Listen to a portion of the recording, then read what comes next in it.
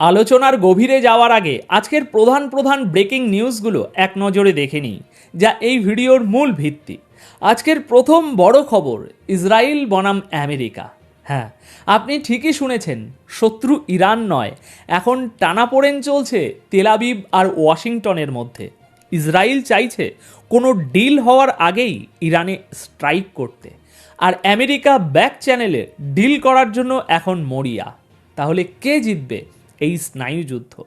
দ্বিতীয় এবং অত্যন্ত চমকপ্রদ খবর, আমেরিকার অন্যতম মিত্র দেশ জর্ডান সাফ জানিয়ে দিয়েছে তাদের আকাশসীমা ব্যবহার করে ইরানে হামলা চালানো যাবে না।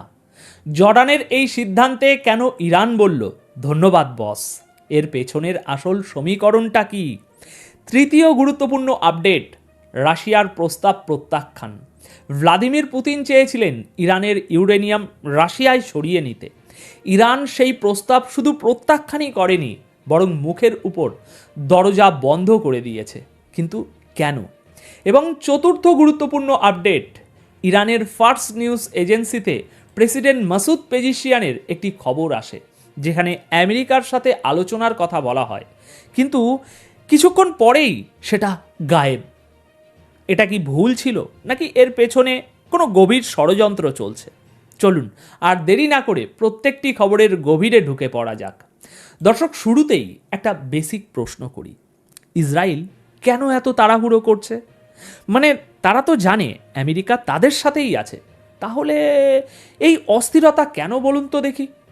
কারেন্ট রিপোর্ট যা বলছে তা হলো ইসরায়েল বুঝতে পেরেছে ওয়াশিংটন এবং তেহরানের মধ্যে খুব শীঘ্রই একটা সিক্রেট ডিল বা সমঝোতা হতে চলেছে। আর ইসরায়েলের প্রধানমন্ত্রী বেঞ্জামিন নেতানিয়াহু খুব ভালো করে জানেন, যদি একবার আমেরিকা ও ইরানের মধ্যে কোনো কাগজের টুকরো সই হয়ে যায়, যদি কোনো নিউক্লিয়ার ডিল বা শান্তি চুক্তি টেবিলে চলে আসে, তাহলে ইরানের উপর বোমা বর্ষণের মিলিটারি অপশন বা সামরিক সুযোগটা চিরতরের জন্য ইসরায়েলের বন্ধ হয়ে যাবে। ইসরায়েল তাই এখন ক্রমাগত পুশ করছে আমেরিকাকে, ডোন্ট ওয়েট, স্ট্রাইক নাও।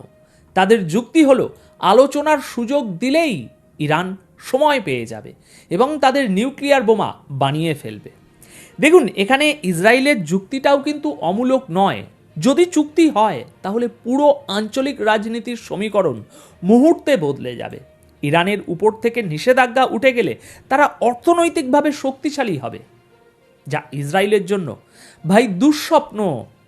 অন্যদিকে আমেরিকার অবস্থানটা দেখুন, আমেরিকা এখন দাঁড়িয়ে আছে একটা অদ্ভুত দোটানায়। একদিকে তাদের সাপোর্ট দিতে হবে ইসরায়েলকে, অন্যদিকে সামনেই আমেরিকার নির্বাচন। এই মুহূর্তে ট্রাম্প প্রশাসন কোনোভাবেই চায় না মধ্যপ্রাচ্যে একটা সর্বাত্মক যুদ্ধ, ছোটোখাটো না, সর্বাত্মক যুদ্ধ বা অল আউট ওয়ার শুরু হোক।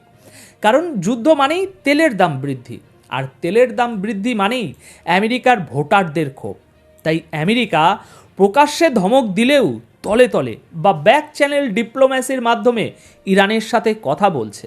আমেরিকা তাদের পরিকল্পিত হামলাগুলো আপাতত হোল্ডে রেখেছে বা স্থগিত করেছে।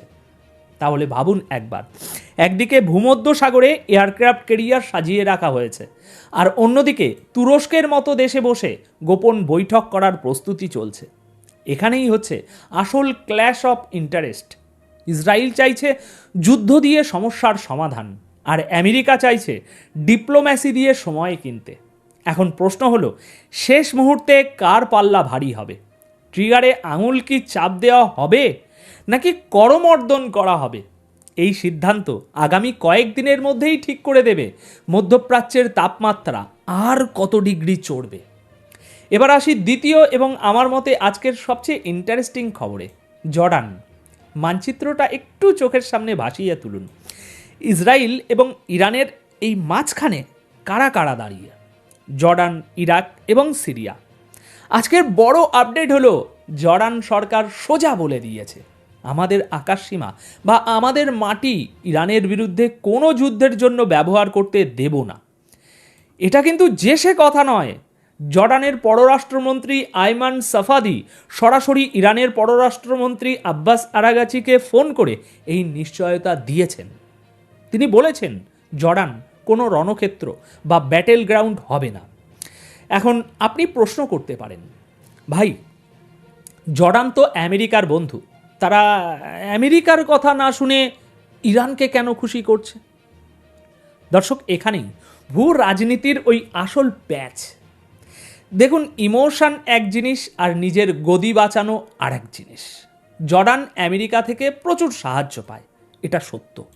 ইসরায়েলের সাথেও তাদের শান্তি চুক্তি আছে, কিন্তু জর্ডানের রাজা খুব ভালো করে জানেন, যদি তাদের আকাশসীমা ব্যবহার করে ইসরায়েলি ফাইটার জেট ইরানে বোমা মারতে যায়, তাহলে ইরান পাল্টা যে মিসাইলগুলো ছুড়বে সেগুলো জর্ডানের উপর দিয়েই আসবে, বা হতে পারে ইরান প্রতিশোধ হিসাবে জর্ডানকেও টার্গেট করলো। জর্ডান নিজের দেশে যুদ্ধ চায় না, তারা নিজেদের সার্বভৌমত্ব রক্ষা করতে চায়। তাই জর্ডান স্পষ্ট বার্তা দিয়েছে, যদি ইসরায়েল তাদের আকাশসীমা লঙ্ঘন করে তারা সেটা আটকাবে, আবার ইরান যদি করে সেটাও আটকাবে। এখন ইরান এই খবরে দারুণ খুশি। তারা জর্ডানকে অফিসিয়ালি থ্যাংক ইউ বলেছে, কারণ জর্ডানের আকাশসীমা বন্ধ হয়ে যাওয়া মানে ইসরায়েলের জন্য ইরানে হামলা চালানো অনেক কঠিন হয়ে যাবে। তাদের তখন ঘুরে ঘুরে ঘুর পথে যেতে হবে, যাতে অনেক বেশি তেল লাগবে আর ধরা পড়ার ঝুঁকিও বাড়বে। তবে আমি আপনাদের একটা ইনসাইট রিয়ালিটি বলি। দেখুন, জর্ডানের এই বার্তাটা আমেরিকার জন্য যতটা না, তার চেয়ে বেশি ইসরায়েলের জন্য। জর্ডান আমেরিকাকে হয়তো না করতে পারবে না যদি আমেরিকা চাপ দেয়, কিন্তু তারা ইসরায়েলকে এই সুযোগ দিতে নারাজ। এটা একটা স্ট্র্যাটেজিক মুভ। জর্ডান নিজেকে বাঁচাচ্ছে। ইউএই এবং সৌদি আরবও কিন্তু একই কথা বলেছে, অর্থাৎ এই অঞ্চলের সুন্নি মুসলিম দেশগুলো যারা ইরানের বন্ধু নয়, তারাও এই যুদ্ধে জড়াতে চাইছে না। তাহলে এটা কি যুদ্ধের সম্ভাবনা কমিয়ে দিল, নাকি ইসরায়েলকে আরও বেপরোয়া করে তুলবে? আমার মনে হয় দেওয়ালগুলো এখন ইসরায়েলের চারপাশেই উঠছে বন্ধু। আচ্ছা, পরবর্তী টপিকে যাই। মনে আছে গত ভিডিওতে, মানে সকালের ভিডিওতে আমি বলেছিলাম রাশিয়া ইরানকে একটা প্রস্তাব দিয়েছিল। প্রস্তাবটা ছিল এরকম, তোমরা তোমাদের এনরিচ ইউরেনিয়াম আমাদের কাছে দিয়ে দাও, আমরা সেটা প্রসেস করে আমাদের কাছে রাখবো। এতে আমেরিকা ও পশ্চিমা বিশ্বের ভয় ইরানের উপর থেকে কমবে, আর তোমাদের উপর থেকে চাপও কমে যাবে। খুব চমৎকার প্রস্তাব মনে হচ্ছে, তাই না? কিন্তু আজ ইরান কি বলল? ইরান সোজা বলে দিয়েছে, না, আমাদের নিউক্লিয়ার মেটেরিয়াল দেশের বাইরে যাবে না। ইরানের সুপ্রিম ন্যাশনাল সিকিউরিটি কাউন্সিলের একজন সিনিয়র অফিসিয়াল আলী বাকেরি স্পষ্ট জানিয়ে দিয়েছেন যে এটা তাদের আলোচনার এজেন্ডাতেই নেই। গতকাল 2রা ফেব্রুয়ারি রাশিয়া থেকে বলা হয়েছিল যে এই অফার টেবিলে আছে, কিন্তু ইরান আজ সেই টেবিল উল্টে দিল ভাই। কিন্তু কেন? সিরিয়াসলি বলুন তো, আপনি হলে কি করতেন? দেখুন, ইরান ইতিহাস থেকে শিক্ষা নিয়েছে আমার যতদূর মনে হয়। লিবিয়ার কথা মনে আছে, গাদ্দাফির কি পরিণতি হয়েছিল আমরা সবাই জানি। ইরান জানে এই এনরিচ ইউরেনিয়ামই তাদের একমাত্র ইন্স্যুরেন্স পলিসি। এটা তাদের হাতে আছে বলেই আমেরিকা তাদের সাথে টেবিলে বসতে চাইছে আজ। এটা হাতছাড়া করা মানে নিজের তুরুপের তাসটা প্রতিপক্ষকে দিয়ে দেওয়া।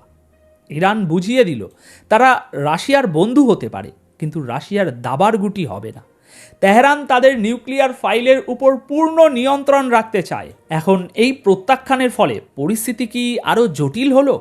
কারণ এখন আমেরিকার কাছে অপশান কমে আসছে, হয় ডিল করো ইরানের শর্তে, নয়তো যুদ্ধের ঝুঁকি নাও। ইরান কিন্তু 1 ইঞ্চিও জমি ছাড়ছে না। এবার আসি আজকের সবচেয়ে রহস্যময় ঘটনায়। এই পাঠটা খুব মনোযোগ দিয়ে শুনবেন। ইরানের সরকারি বার্তা সংস্থা ফার্স নিউজ এজেন্সি একটি রিপোর্ট বার করল। রিপোর্টে বলা হলো, ইরানের প্রেসিডেন্ট মাসুদ পেজিশিয়ান আমেরিকার সাথে সরাসরি নিউক্লিয়ার আলোচনার নির্দেশ দিয়েছেন। খবরটা আগুনের মতো ছড়াতে শুরু করলো, কিন্তু হঠাৎ কিছুক্ষণের মধ্যেই রিপোর্টটা ওয়েবসাইট থেকে গায়েব হয়ে গেল। ইরান সরকার কোনো ব্যাখ্যা দিল না, কিন্তু জিওপলিটিক্সের টাইমিং ইজ এভরিথিং।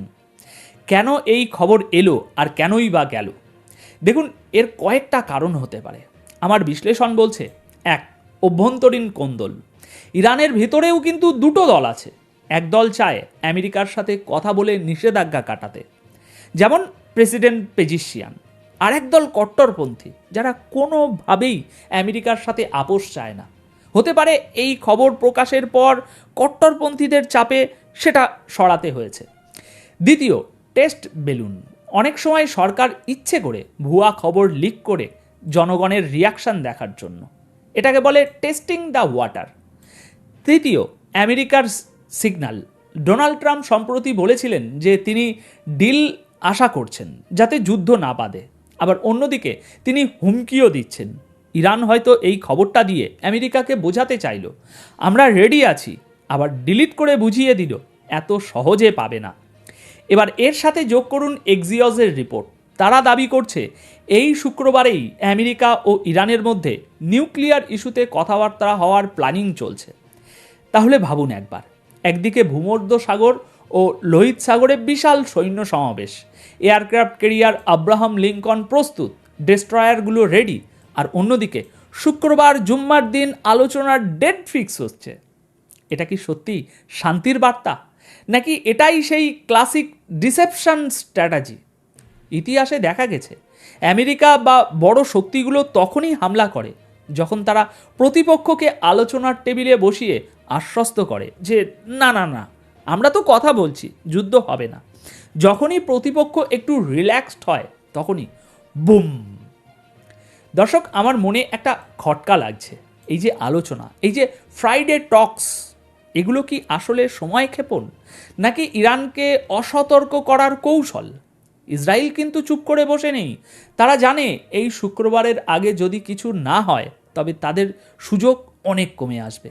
তাই আগামী 48 থেকে 72 ঘন্টা অত্যন্ত ক্রিটিক্যাল। তো দর্শক, পুরো ছবিটা এখন তাহলে পরিষ্কার।